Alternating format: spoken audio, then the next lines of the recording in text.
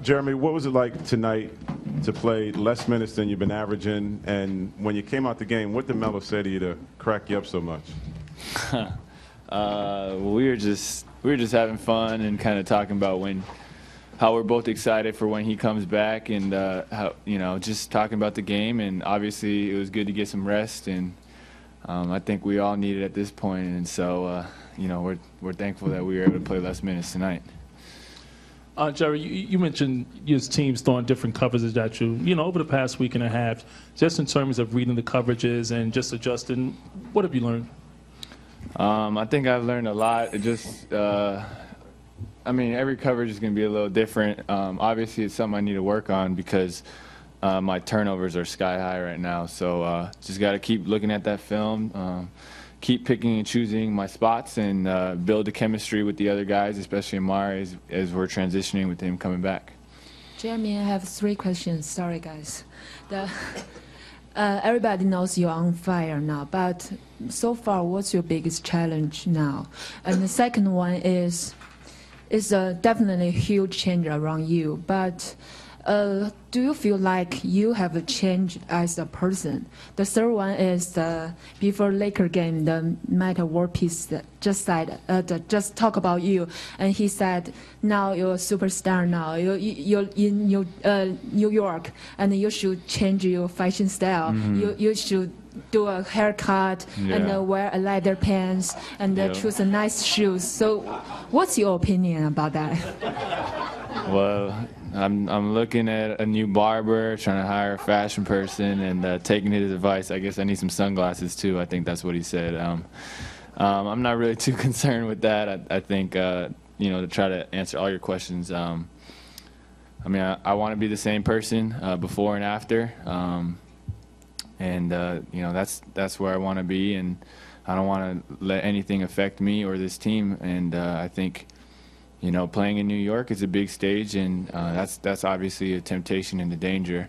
But our team, we need to make sure we're sticking together. We put our egos aside, and when we put our egos aside and when we really buy into Coach D'Antoni's system, we're going to win games.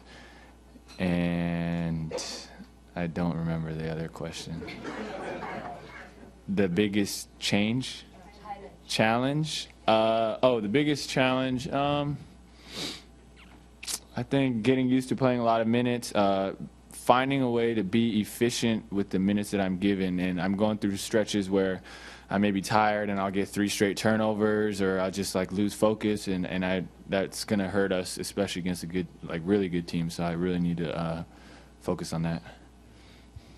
Yeah, obviously your highlight was on TV all day today and everything. Was it hard? Did you watch it a lot? Was it hard to kind of get past last night and focus on today? I watched it. When I landed, I saw it, and then I was done with it, just because we have a game today, and this season is quick turnarounds, and yeah. Jeremy, how do you feel about a game where you make your impact more passing as opposed to scoring? That's actually, as a point guard, my field goal attempts have been really high, and I don't think that's necessarily good. I think it's more of my job to distribute, get people in rhythm, and hopefully, especially when Melo comes back, another lethal scorer, my shots will go down and my assists will go up. We heard that President Obama actually watched the clips from the game with Toronto. I just want to know what you heard about that. What do you feel about that?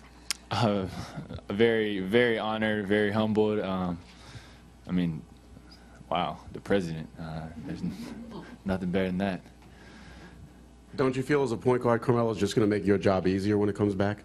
Yeah, he's a lethal scorer, and coming off a pick and roll, he can come off pick and rolls too, and then that gives me a break, and I can come off and I can find him, and it's just, we're probably going to be playing on opposite sides, so when I have myself on the one side of the floor and him on the other, we can swing, and all of a sudden the defense is in rotation and we're coming into pick and rolls, and so it's going to be, we should be more dangerous offensively.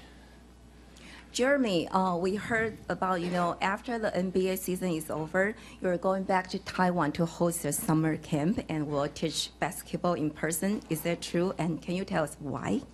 It's true. I did that last summer as well, and I have a strong passion for the game, and I have a strong passion for Taiwan, and I would love to do that and be a part. I mean, the kids were awesome, and I mean, just me thinking about last summer, just it was one of the highlights of my summer. So definitely something I'm going to do again.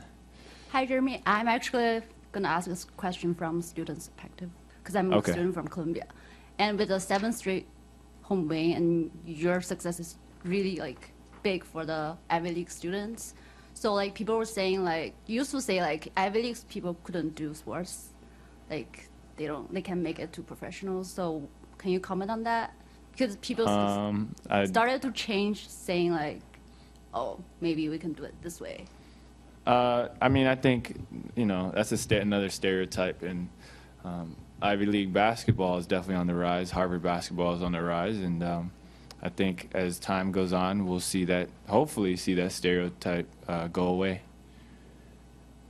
Jeremy, you've talked about what Kenny Atkinson has done, but can you tell me a little more about what he's meant to you during all this? I mean, this guy wakes up at 6 a.m. every morning. I'll text him after a game at midnight, 1 o'clock when I go home, and then I'll say, hey, can I look at those turnovers? Can I look at the upcoming team, how they run pick and rolls? And he'll have the film ready when I walk into the facility the next morning. When I wasn't playing much, we were working out before practice, after practice. He was picking apart my game, teaching me what it's like to play in Coach D'Antoni's system. And, I mean, I can't say enough about that guy. Jeremy, over here. Back to your right again. How well did you and Landry know each other from Palo Alto, just from when he was there? And how quickly did things establish as a the chemistry between you two here? And does it go back to that a little bit? It definitely goes back to that. I in the summer, I was in Palo Alto, and he was in Stanford. At Stanford, always during the summer, and they always needed extra guys to play. And so I would always play with the Stanford team, and he was kind of the guy that I always contact. And when we signed, the first night I signed with the team, we all went out, me and him went to dinner and with Chris Bernard, and we just kind of built on that relationship, and now obviously we're very close, and we're trying to help this team win ball games.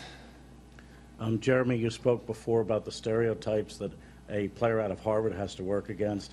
Are there stereotypes that Asian Americans have to work against as far as establishing yourself in this league? I think there's definitely stereotypes. I mean, obviously, there's a lot of them, and the more we can do to break those down every day, the better we'll become. And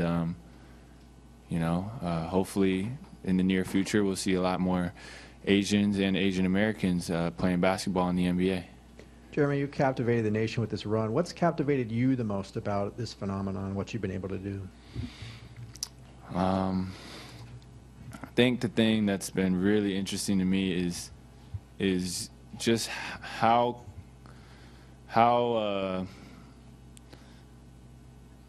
well the team has really put everything aside. Everything. We were losing games, and we could have started pointing fingers, and we could have said it's the coach's fault, which, by the way, it wasn't.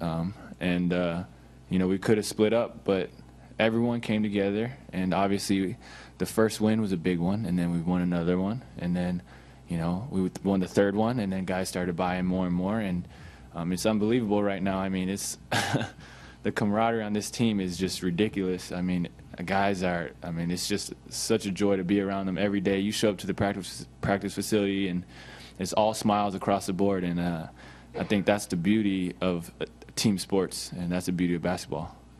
Hey, Jeremy, the big story is how you kind of came out of nowhere. Can you talk about your stint in the D-League and actually how that helped you develop as an NBA player? Well, I went to the D-League 3 times last year and once this year, and without that time, I definitely wouldn't be the player I am right now, just because last year when I played for Coach Musselman, he gave me the opportunity to play through mistakes, and I'm still making a lot of mistakes, obviously with 6 turnovers a game or whatever it is, but being able to play through that and build on my confidence and build on my and grow as a player was the best thing that could have happened to me, and that wouldn't have happened without the D-League. Thank you.